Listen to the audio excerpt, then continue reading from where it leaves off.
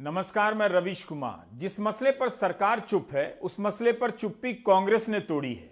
अगर 10वीं की कक्षा में इस पंक्ति की व्याख्या करने को कहा जाए तो आप कैसे करेंगे? एक बार फिर से सुन लीजिए। जिस मसले पर सरकार चुप है उस मसले पर चुप्पी कांग्रेस ने तोड़ी है। राष्ट्रीय सुरक्षा के नाम पर किसान आंदोलन को कवर कर रहे कई पत्रकारों को एनआईए नोटिस भेज रही है, लेकिन पाकिस्तान के बालाकोट में घुसकर हमला करने की सूचना पहले से एक पत्रकार को कैसे हाथ लगी, इस पर कोई नोटिस नहीं है। सरकार चुप है, लेकिन लोग सवाल कर रहे हैं कि विपक्ष कहां है, विपक्ष क्यों नहीं बोल रहा है? तो क्या विपक्ष के बोलने के बाद अब सरकार बोलेगी? खैर, मेरा सवाल सिंपल था, इसकी व्याख्या कैसे करेंगे कि जिस मसले पर सरकार चुप है उस मसले पर चुप्पी कांग्रेस ने तोड़ी है। राहुल गांधी ने कहा कि जिस व्यक्ति ने हमले की पूर्व सूचना अर्नब गोस्वामी को दी है उसकी जांच होनी चाहिए और दोनों को ही जेल जाना होगा, लेकिन जांच नहीं होगी क्योंकि सूचना प्रधानमंत्री, गृह मंत्री, रक्षा मंत्री, एनएसए या एयर चीफ में से किसी ने दी है। एक जर्नलिस्ट को डिफेंस का सेंसिटिव इंफॉर्मेशन बालाकोट से पहले इंफॉर्मेशन दी जा रही है। उसी जर्नलिस्ट ने पहले कहा पुलवामा के बाद कि यह हमारे लिए बहुत अच्छा हुआ है। Reflection of the mindset of the prime minister. जो इनकी माइंडसेट है वो उनकी माइंडसेट। ये देखो हमारे लिए बहुत अच्छा हुआ है कि हमारे 40 लोग मर गए, अब हम चुनाव जीत जाएंगे।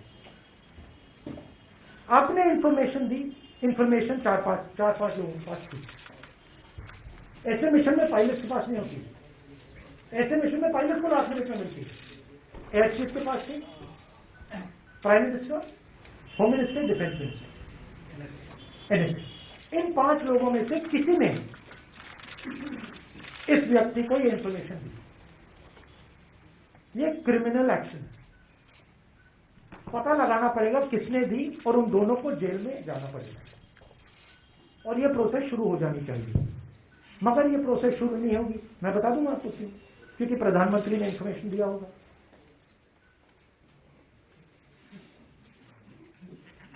तो होगी नहीं, शायद बाद में हो। क्या आधार आप कह रहे प्रधानमंत्री ने दिया है? नहीं, बहुत बड़ा आरोप लगा रहे हैं। 5 लोगों के पास है। आपके पास इंफॉर्मेशन थी, आप तो नहीं दे सकते थी। Prime minister new, air chief new, NSA new, home minister new, defence minister new, 5 people new. कुछ और इनमें से 5 में से किसने दिया? तो दैट इज क्लियर कट, सीधी सी बात है।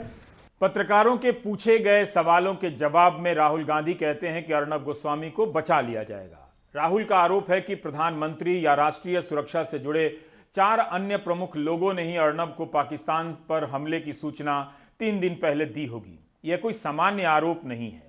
16 जनवरी से व्हाट्सएप चैट के हजारों पन्ने सोशल मीडिया में वायरल हैं। मुख्य धारा के अखबारों में खबरें छप रही हैं, वेबसाइट पर खबरें छपी हैं और कुछ चैनलों पर भी इसकी चर्चा हुई है। तब भी सरकार और सुरक्षा एजेंसियां चुप हैं, इस व्हाट्सएप चैट का खंडन नहीं कर रही हैं। कौतूहल का विषय यह भी था कि आखिर कांग्रेस क्यों चुप है? क्या उसके लिए यह बड़ा मसला नहीं है? राहुल गांधी कह रहे हैं कि भारत पाकिस्तान के बालाकोट में हमला करने वाला था, इसकी जानकारी तो पायलट को भी आखिरी वक्त में दी जाती होगी। पहले से सिर्फ 5 लोगों को पता था। प्रधानमंत्री, रक्षा मंत्री, गृह मंत्री, राष्ट्रीय सुरक्षा सलाहकार और वायुसेना के प्रमुख, इन्हीं 5 में से किसी एक ने पत्रकार को सूचना दी थी और वह पत्रकार व्हाट्सएप पर साझा कर रहा था। मुमकिन है दुश्मन देश वह सूचना हैक कर सकता था और भारतीय वायुसेना के पायलट की जान खतरे में पड़ सकती थी या भारत की योजना फेल हो सकती थी।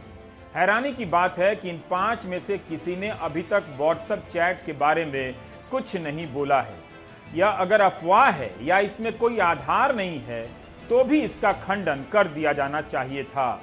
एक वेब सीरीज में क्या बोला जा रहा है उसे लेकर एफआईआर हो रही है, बहस हो रही है, लेकिन चारों तरफ व्हाट्सएप चैट छाया हुआ है जिसमें राष्ट्रीय सुरक्षा से जुड़ी संवेदनशील जानकारियां तैर रही हैं, उसे लेकर कोई हरकत नहीं है।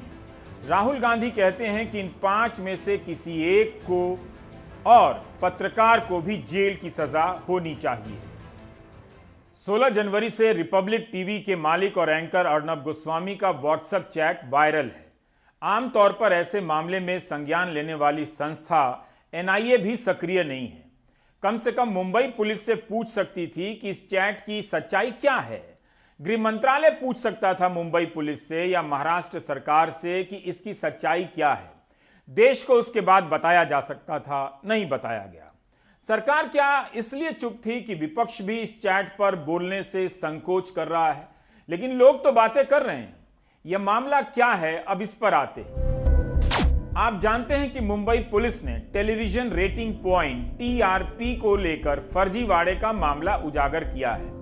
इसके तहत बार्क के पूर्व सीईओ पार्थो दासगुप्ता गिरफ्तार हैं और अभी अस्पताल में हैं। बार्क का पूरा नाम ब्रॉडकास्ट ऑडियंस रिसर्च काउंसिल है, जो रेटिंग का सैंपल जमा करती है और बताती है। इसी के नाम पर चैनलों को विज्ञापन दिए जाते हैं। अरबों रुपए का कारोबार इसी रेटिंग पर होता है।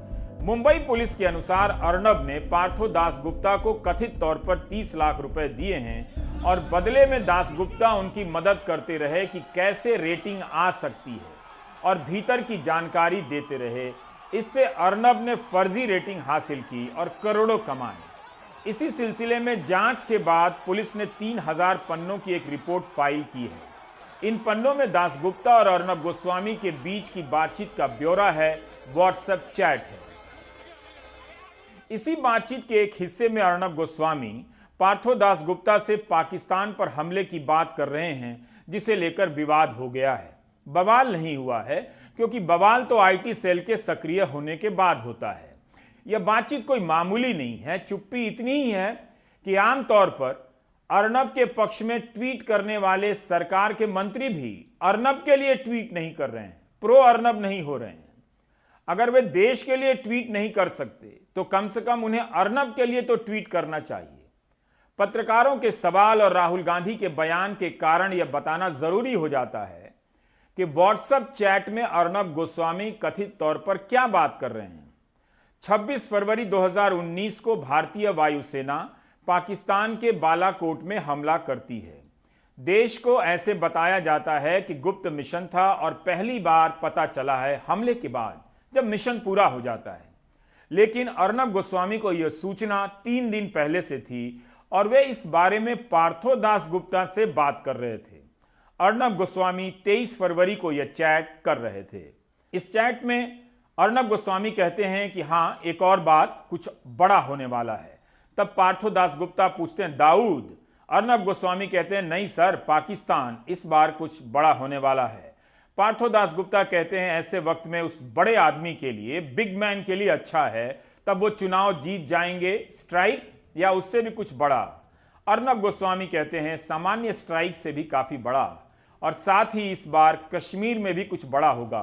पाकिस्तान पर स्ट्राइक को लेकर सरकार को विश्वास है कि ऐसा स्ट्राइक होगा जिससे लोगों में जोश आ जाएगा, इलेटेड हो जाएंगे, अंग्रेजी का वर्ड है।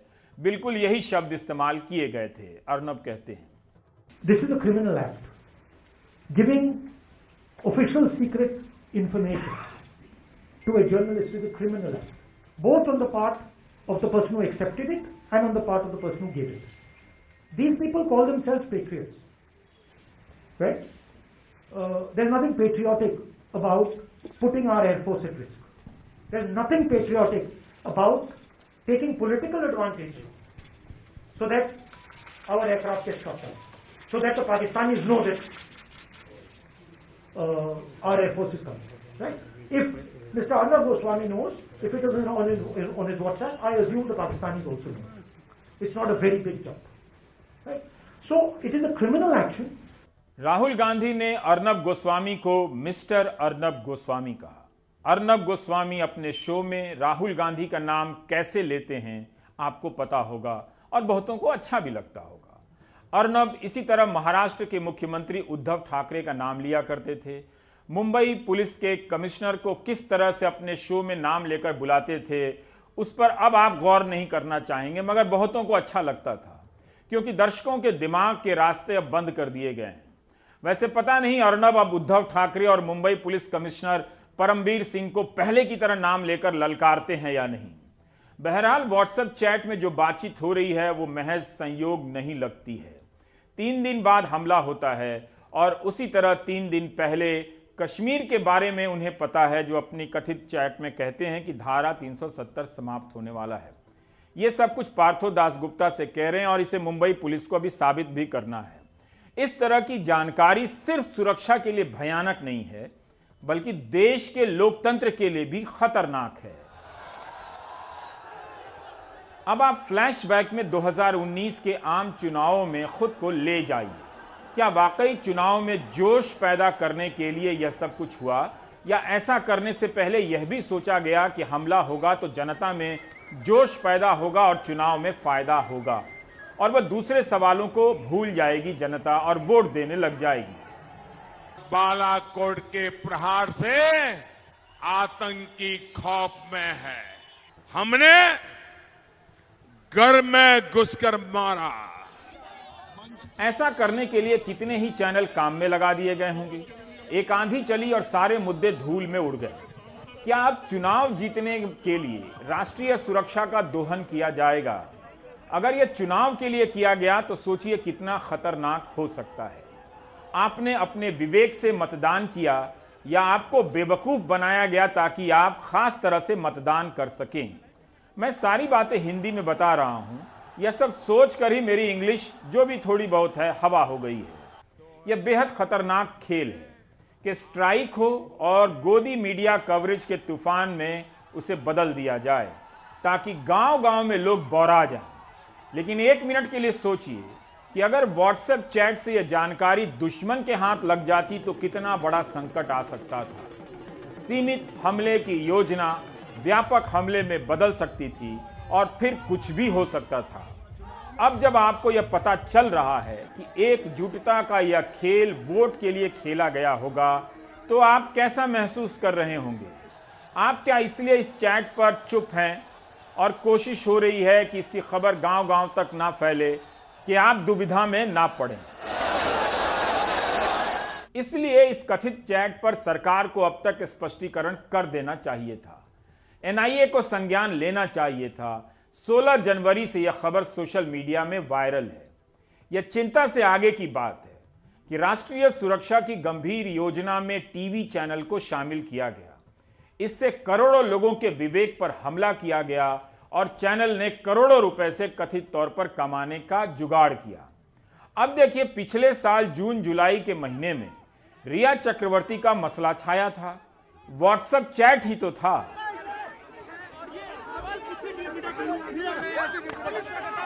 आपको याद होगा कि इस तरह के चैट में रिया चक्रवर्ती की बातचीत का जिक्र आया और अर्नब गोस्वामी से लेकर गोदी मीडिया के सारे अर्नब आक्रामक हो गए।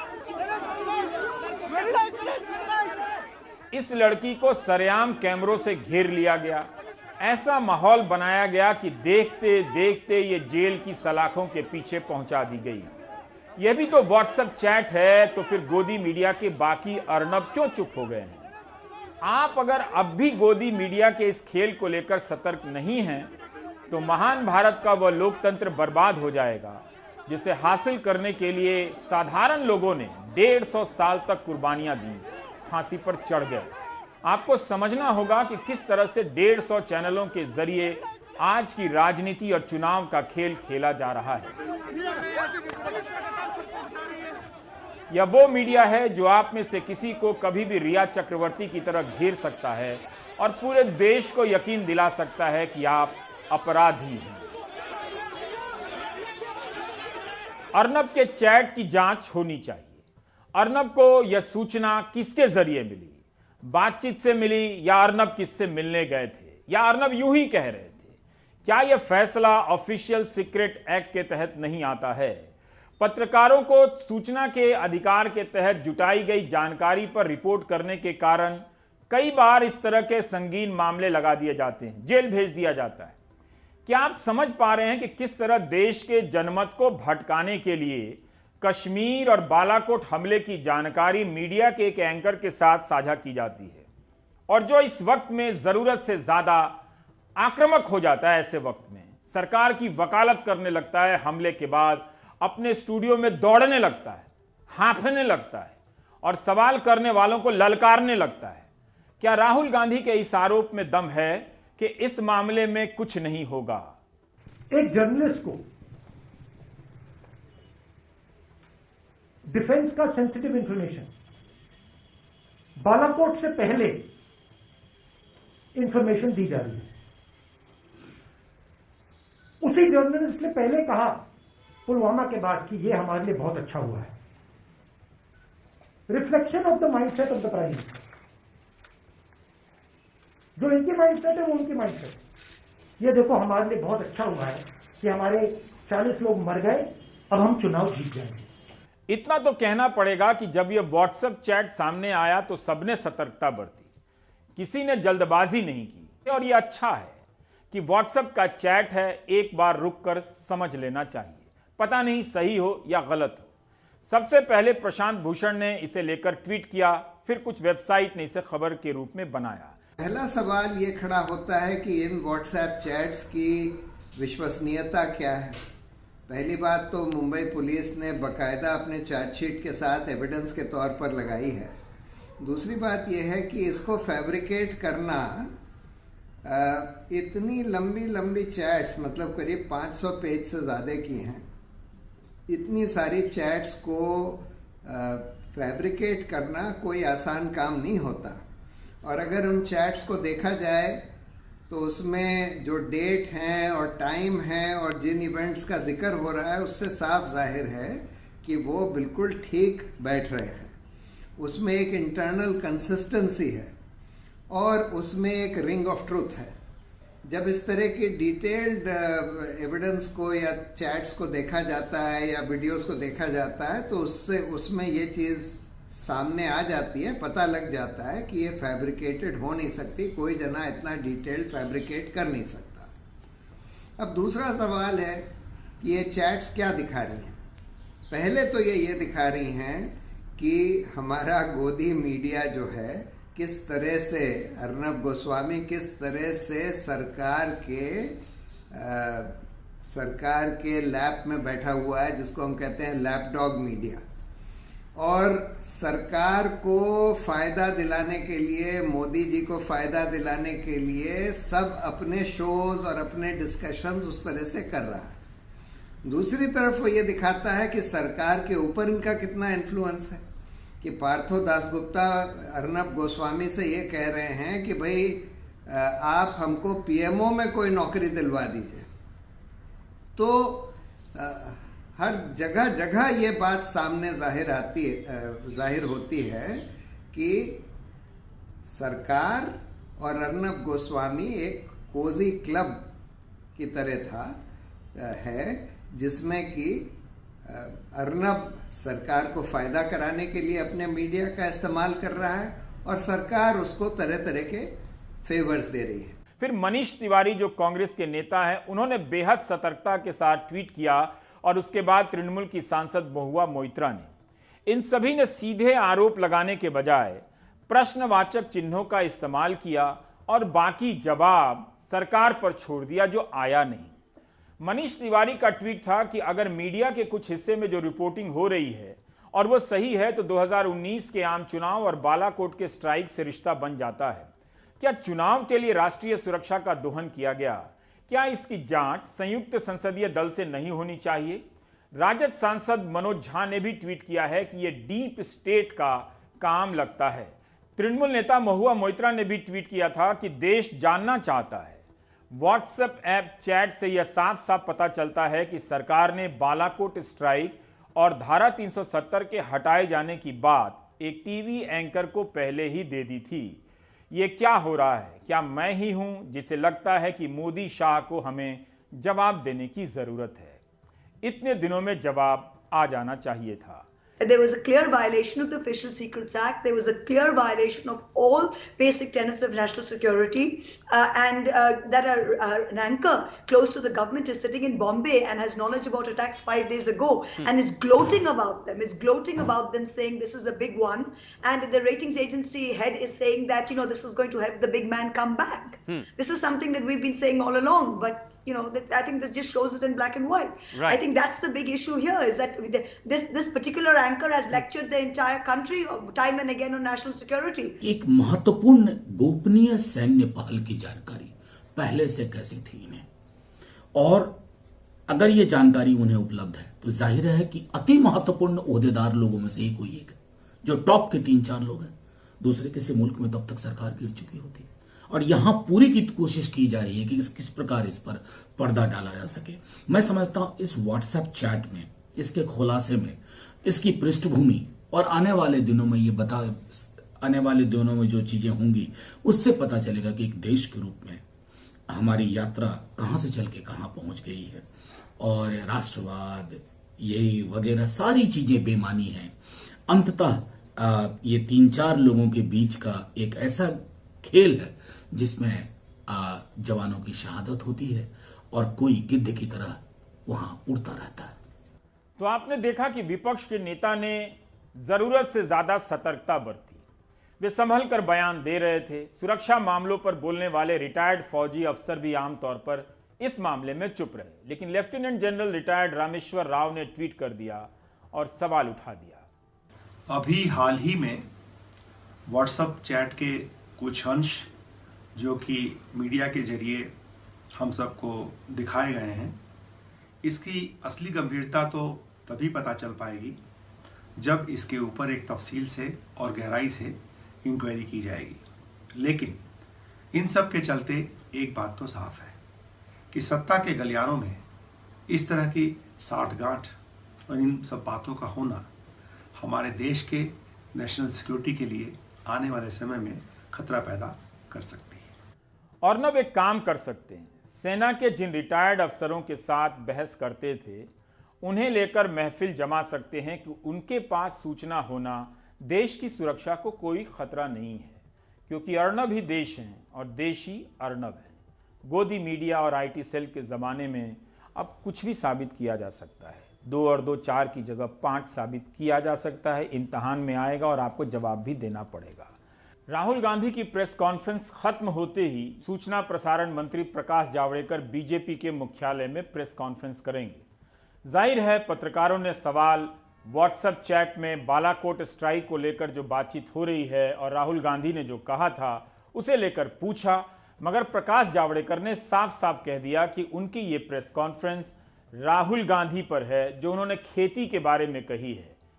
बालाकोट स्ट्राइक, व्हाट्सएप चैट के बारे में राहुल गांधी ने जो कुछ भी कहा था उस पर जवाब देने से प्रकाश जावड़ेकर ने इनकार कर दिया। मैं सीधे राहुल गांधी आपको सवाल पूछ रहा हूं, आज देश का किसान अगर गरीब रहा तो किनके नीति के चलते गरीब रहा? 50 साल कांग्रेस ने जो विनाशकारी अर्थनीति चलाई उसके कारण किसान गरीब हुआ, उसके उपज का कभी मूल्य नहीं दिया। सर, एनजीए ने कहा है कि व्हाट्सएप मैनिपुलेशन, टीआरपी मैनिपुलेशन जो है व्हाट्सएप, वो आज का अभी विषय नहीं, वो मैं आईएनबी में आओ हम जरूर आपको बताएंगे। तो एक तरह से आज भी मौका था कि सरकार इस व्हाट्सएप चैट में कही जा रही बातों को लेकर कुछ स्पष्टीकरण देती, मगर प्रकाश जावड़ेकर ने ऐसा कुछ भी कहने से इनकार कर दिया। आज कांग्रेस का प्रेस कॉन्फ्रेंस किसानों पर था। कांग्रेस ने एक बुकलेट की तैयार बनाई है जिसका नाम है खेती का खून। 19 पन्नों के इस बुकलेट में कृषि कानूनों की खामियां गिनाई गई हैं। राहुल गांधी ने इस बुकलेट को जारी करते हुए कहा कि देश पर 4-5 कंपनियों का नियंत्रण होता जा रहा है। ये कंपनियां प्रधानमंत्री को सपोर्ट करती हैं और बदले में प्रधानमंत्री को मीडिया का सपोर्ट मिलता है। इन सब का हवाई अड्डों पर, बंदरगाहों पर और तमाम कारोबारों पर कब्जा हो चुका है। अब खेती की बारी आई है जिसके लिए ये तीनों काले कानून लाए गए हैं। राहुल का कहना है कि खेती पर कभी किसी का एकाधिकार नहीं था, लेकिन अब इसकी तैयारी हो चुकी है।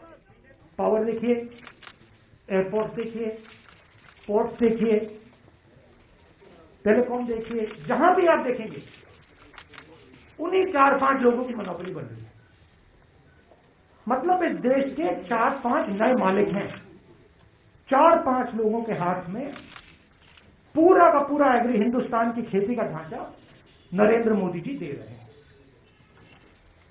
इसीलिए किसान बाहर खड़े हैं और किसान अपनी रक्षा नहीं कर रहे हैं।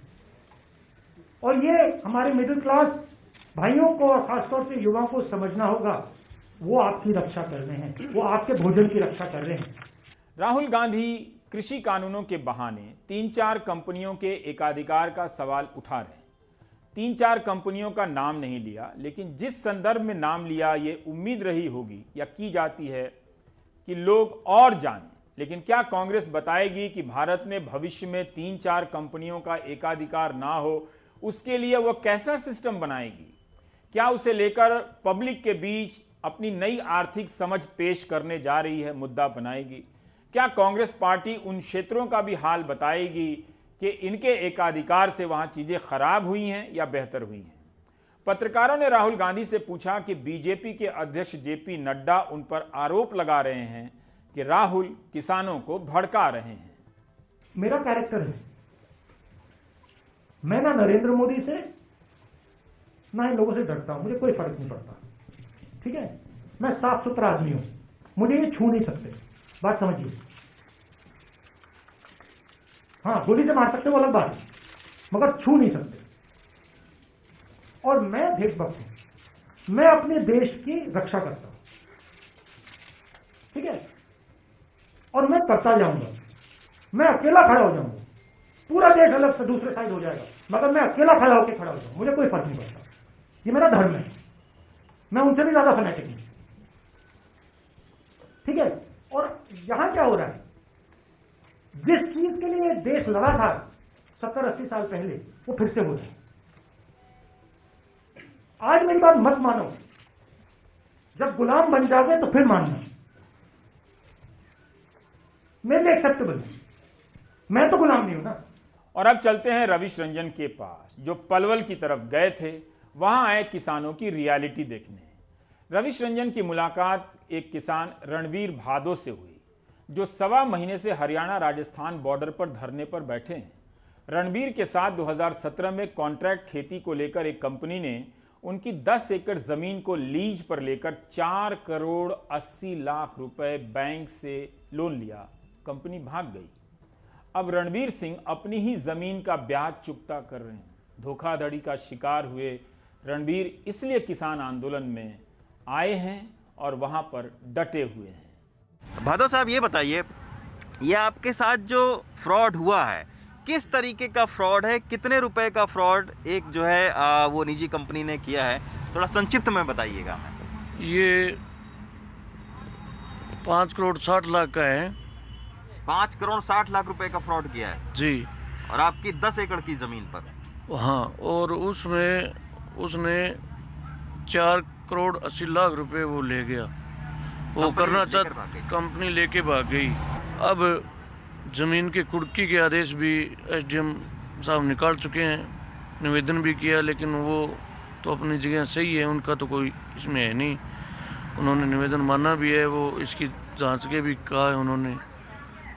तो ये जो कंपनी है, हमें पता नहीं था, ये यूनियन बैंक के एक अधिकारी ने हमें मिलवाया कि आपकी बड़ी खेती है, आप ये ऐसा काम करो तो आपका बहुत लाभ देगा।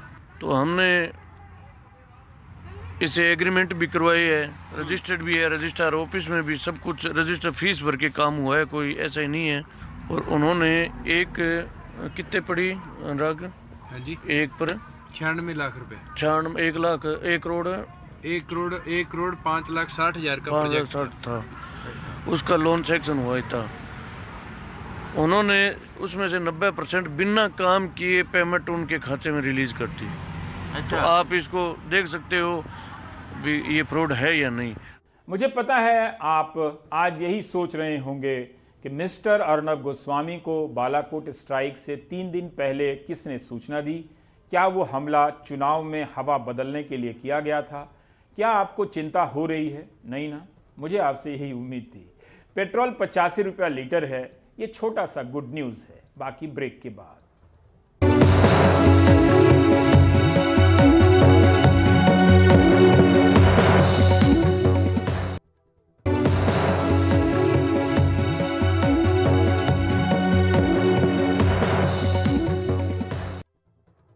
साल के पहले दिन यानी 1 जनवरी को प्रधानमंत्री नरेंद्र मोदी जब लाइट हाउस प्रोजेक्ट का वर्चुअल शिलान्यास कर रहे थे और उसी दिन मध्य प्रदेश के मुख्यमंत्री शिवराज सिंह चौहान ने दावा किया कि प्रधानमंत्री आवास योजना के तहत बनाए जाने वाले मकानों की राशि हितग्राहियों के खाते में सीधी डाली जा रही है। बिचौलियों का काम खत्म कर दिया गया है और मकान का निर्माण कार्य तय सीमा में पूरा कर लिया जाएगा। दावों की वानगी यह है कि 2015 में जिन पात्र हितग्राहियों ने मकानों का निर्माण शुरू किया था उनकी राशि अभी तक खाते में नहीं डाली गई है। वहीं छत्तीसगढ़ के डोंडी लोहारा में दर्जनों लोगों का आशियाना तैयार किए बिना ही केंद्र से बधाई पत्र मिल रहे हैं। अनुराग द्वारी की ये रिपोर्ट देखिए। आगरमालवा के वार्ड नंबर 10 में पक्की दीवारों के बीच खुली छत के नीचे उड़ता ये धुआं प्रधानमंत्री आवास योजना की धुंधली तस्वीर बयां करता है। साल 2019 में बनी सूची में विनोद का नाम आया। करीब 2 साल की मशक्कत के बाद जैसे तैसे अपना कच्चा मकान तोड़कर पक्के मकान का निर्माण कार्य शुरू किया और घर की चारदीवारी बना ली, मगर अब महीनों बीत जाने के बाद भी विनोद को अंतिम किश्त का इंतजार है। खुले में पड़े हैं, ठंडी सी गिर रही है, बहुत परेशानी, चोरी चकारी भी हो गई, सरिया भी गायब हो गया मेरे यहाँ से, केची भी गायब हो गई, बहुत गरीब आदमी। तो ये छत का काम आप क्यों नहीं चला पा रहे हैं? पेमेंट हो तो हम चला, सर कहाँ से चले? पैसे भी कहाँ तक दे, किराए से हमारे पास हो तो दे, नहीं था तो हमको किराए से मकान नहीं दे रहे थे, आ गए फिर हम टापरी बना के रह रहे। माधव नगर पालिका परिषद की 2019 में बनी डीपीआर में 1554 हितग्राहियों को शामिल किया गया, जिसमें से केवल 718 पात्रों के लिए नगर पालिका को 1-1 लाख रुपए की राशि आवंटित की गई। नियमों का पेच फंसा, उसमें से 418 हितग्राहियों के खाते में पहली किश्त के रूप में 1 लाख रुपए डाले गए और अगले ही दिन इन पर होल्ड लगा दिया गया, जिससे हितग्राही खातों से पैसे निकाल नहीं पाए और मकानों का काम अधूरा पड़ा है। जैसे 2019 में सुशीला का नाम पात्रता सूची में था, उन्होंने साहूकारों से कर्ज लेकर काम शुरू कर दिया। अब 2 साल से ज्यादा समय गुजर गया, लेकिन सुशीला के खाते में 1 रुपया भी नहीं आया। पक्के मकान का निर्माण तो अधूरा है, सुशीला को रहने के लिए किराए का घर लेना पड़ा, जिसका बोझ अलग। मेरा मकान ये खुला कर्ज करके बनाया, अब देख लो तुम पूरा खुला पड़ा, कैसे मैं कैसा गुजारा कर सकती हूँ? छत नहीं डाला हैगा, नहीं घर में देख लो गीला ने सिला, इतना सामान पड़ा है, किसमें क्या करें हम? तो आपने क्यों खोल लिया था मकान? और मकान ये खोला कि मेरा सूची में नाम आ गया, क्या आपका नाम आ गया, फोटो खींच ले गए। किसने बोला था आपको कि मकान खोल लो? वो जो वो चेक करने आते हैं ना, उनने बोला था। इसी वार्ड के रहने वाले विनोद बैरागी की उम्र और मजबूरी तस्वीरों में दिखती है। दोनों पैरों से चल नहीं सकते, इस ट्राईसाइकिल के सहारे उम्मीदों का घर बनाने के लिए नगरपालिका कार्यालय के चक्कर लगा रहे हैं। पात्रता सूची में नाम आने के 2.5 साल बाद भी विनोद को योजना का लाभ नहीं मिल रहा। वो इस टूटे फूटे कच्चे मकान में ही गुजर बसर कर रहे हैं। 2018 में मेरा नाम आया था सर, पैसे डल गए थे, होल्ड पे कर दिए पैसे। कब डले थे पैसे, क्यों? ये 2-3 महीने पहले, मेरे को 3 महीने हो गए जाते जाते मेरे पैसे डले थे, तो मेरी आशा बन गई थी कि मेरा मकान बनो, तो मैंने किराए से मकान ले लिया, पैसे होल्ड पे कर दिए, तो 2 महीने हो गए, 3 महीने हो गए, तो मेरे किराए से देता था, फिर मेरे घर आ गया, घर गिरा हुआ है, फिर भी मैं आ गया टापरी में, मैं पैसे निकले ही नहीं, मैंने काम चालू किया नहीं। तस्वीरें बहुत सारी हैं जहां जरूरतमंद पात्र हितग्राहियों ने पक्के मकान की आस में अपने घरौंदे को तोड़ दिया। नियमों की आड़ में जिम्मेदार अधिकारी फाइलों को यहां से वहां करने में लगे हैं। 2015 की जो डीपीआर 716 लोगों की स्वीकृत हुई थी, उसका लगभग पेमेंट कर चुके हैं। कुछ लोगों का 20,000, 30,000, 50,000 बाकी है, वो सूची बन चुकी है और उसके भुगतान हेतु अग्रेषित प्रशासक महोदय को कर दी गई है। तो अतिशीघ्र उसका भुगतान कर दिया जाएगा। मेरा भरसक प्रयास रहेगा कि जल्दी से जल्दी गरीबों का हक गरीबों को मिले। छत्तीसगढ़ के डोंडी लोहारा में तो मामला अनूठा है। वार्ड नंबर 11 में दर्जनों ऐसे लोग हैं जो अपने आशियाने को कच्चे से पक्का करने की बाट जोड़ रहे हैं। पात्रता रखते हैं, नाम भी आ गया, घर नहीं बना। ये और बात है कि केंद्र से किश्त नहीं खत आ गया है, घर पूरा होने की बधाई वाला। अब ये सोच रहे हैं ईंट भी नहीं लगी लेकिन बधाई मिल गई, बधाई को रखें या सरकार को ससम्मान लौटा दें। जो फॉर्म भरा था हम लोग स्वीकृत हो गए हैं, स्वीकृत होने के बाद हम लोग का नाम सूची में आने के बाद भी हम लोग को अनुमति नहीं दिया है और 2 साल अभी बनने के बाद भी अभी हम लोग को बधाई लेटर दिए प्रधानमंत्री द्वारा, तब पता चला कि हम लोग का आवास शासन द्वारा बन चुका है, जबकि हम लोग का कच्चे मकान में ही रह रहे हैं। अभी तक के घर बने नहीं है और हाँ 2 साल हो गए, अब सिर्फ नाम है, सूची में थे, घर बने नहीं है और बधाई लेटर आ गए, घर बन गए करके, लेकिन अभी भी हम टूटा फूटा घर में हवा। कलेक्टर साहब अब मामले में जांच की बात कह रहे हैं। आपके माध्यम से मुझे ये संज्ञान में आया है और मैं देखता हूँ वहाँ के जो स्थानीय अधिकारी हैं, CMO नगर पंचायत, और उनसे मैं जानकारी लेकर आपको बता पाऊँगा। बड़ा सवाल ये है कि अगर पक्के मकान नहीं बने तो फिर बधाई संदेश केंद्र की ओर से कैसे आया। इन खामियों के साथ क्या मार्च 2022 तक योजना में सारे हितग्राहियों को पक्का घर मिल पाएगा? कहीं छत नहीं, खत है, कहीं मामला इन वेटिंग है, लेकिन रंग रंगीले इश्तहार ज़रूर हैं। ये सब देखकर आपको ये गुनगुनाने का मन नहीं करता। देश मेरा रंगरेज ये बाबू, घाट घाट यहाँ घटता जादू, राई पहाड़ है कंकर शंकर, बात है छोटी बड़ा बतंगर, रंग रंगीला प्रजातंत्र। बालोद से जयप्रकाश, आगर मालवा से जफर मुल्तानी और भोपाल से कैमरा पर्सन रिजवान खान के साथ अनुराग द्वारी, NDTV इंडिया।